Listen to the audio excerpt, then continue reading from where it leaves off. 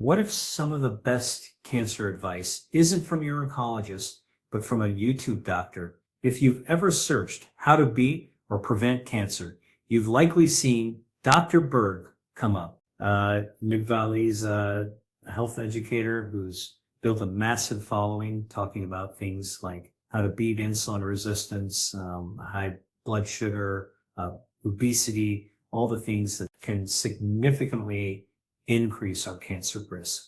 So as a cancer educator myself, I've watched hours in his videos, and in the next 8 minutes, I'm going to break down his most practical and powerful cancer fighting tips. So you can start using them today.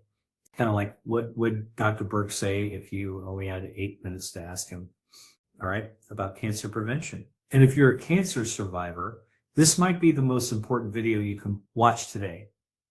So when it comes down to it, most of Dr. Berg's advice around cancer is based around one thing: changing your metabolic environment. But what does that even mean? Well, we know that cancer cells thrive under certain conditions. High blood sugar, high insulin, chronic inflammation, and toxic overload in your body's detox systems. So his approach to preventing or beating cancer is to build an environment, your body, where cancer cells can't survive as easily. It's like getting to the root cause of the problem and stacking the odds in your favor metabolically. So to do this, the first thing he recommends is to cut out sugar. While sugar doesn't directly cause cancer, eating too much of it creates an environment in your body that cancer cells love. Dr. Berg is actually very bold and clear about how sugar breeds cancer, and he bases this on something called the Wahlberg effect. Unlike normal healthy cells, most types of cancer cells rely heavily on sugar or glucose for energy. They get way less energy from protein and even less from fats. Not only that, eating too much sugar leads to things like diabetes and insulin. Resistance, which again increase our risk of getting cancer. At the moment, 1 in 3 adults in the US are insulin resistant.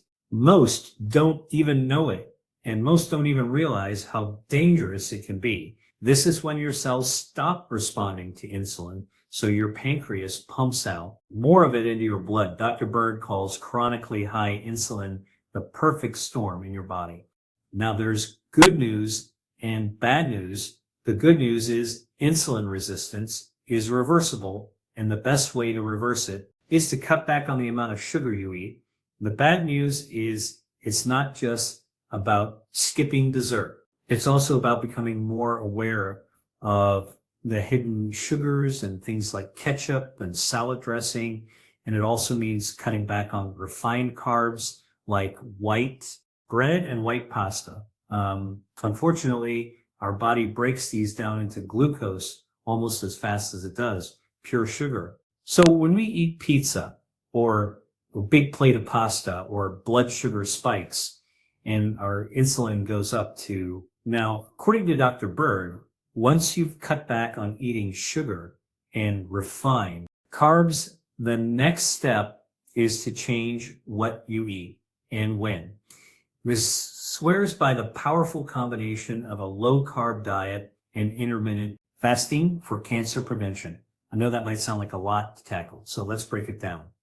Then, when you start eating very little carbs and eat more protein and healthy fats, instead, your body starts burning more fat instead of glucose for energy. It's a process called ketosis. Basically, ketosis starts when your body runs out of its stored glucose reserves. So it has to turn to fat for fuel instead. And when this happens, your liver starts to create something called ketones for you to use as energy. Now, your healthy cells are flexible. They can use ketones for energy just fine, but most cancer cells are a lot more picky. They can't survive nearly as well on ketones as they can on glucose. So when you lower the amount of glucose in your body and get into a state of ketosis, most cancer cells will start to starve. And they get weaker, slower, and less aggressive. So to actually get into a state of ketosis, Dr. Berg recommends combining the low-carb, high-fat diet with intermittent fasting. This can mean fasting anywhere from 16 to 20 years a day, or doing alternate day fasts, or doing longer fasts of, say, 36 to 72 hours, once or twice a week.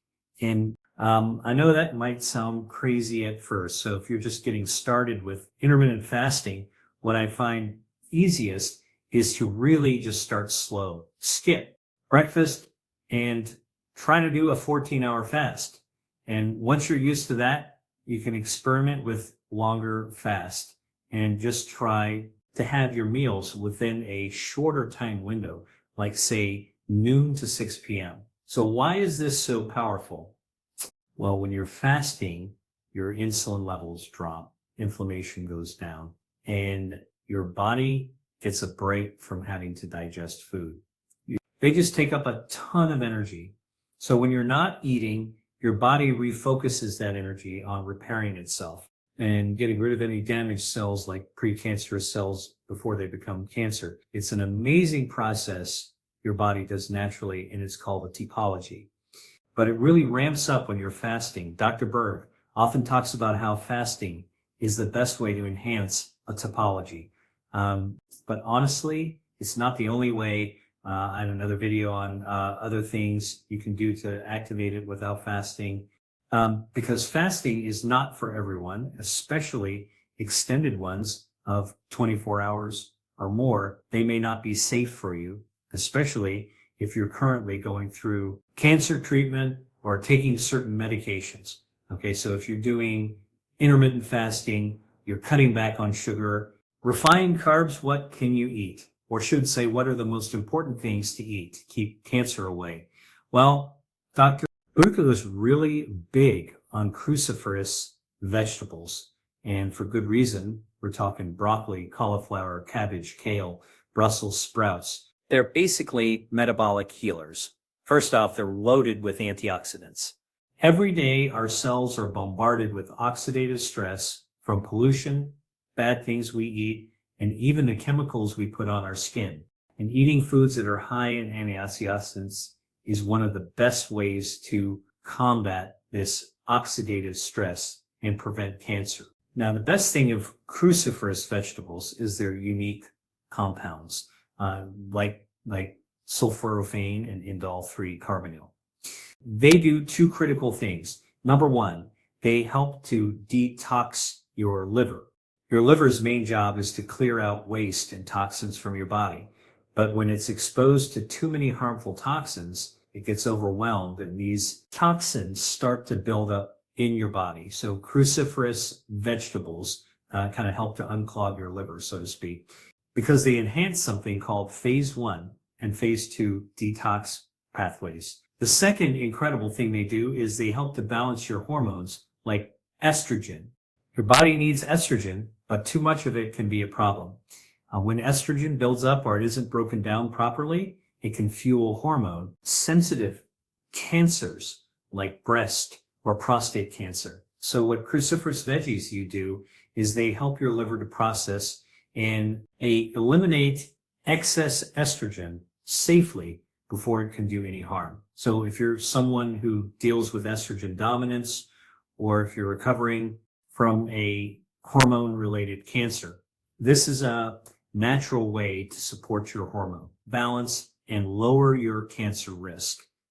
Now you may be wondering, what does my liver even have to do with getting cancer? Well, if your liver gets sluggish or overwhelmed, whether it's from a poor diet, of processed foods, alcohol, or even chronic stress, it can't remove toxins as well from your body.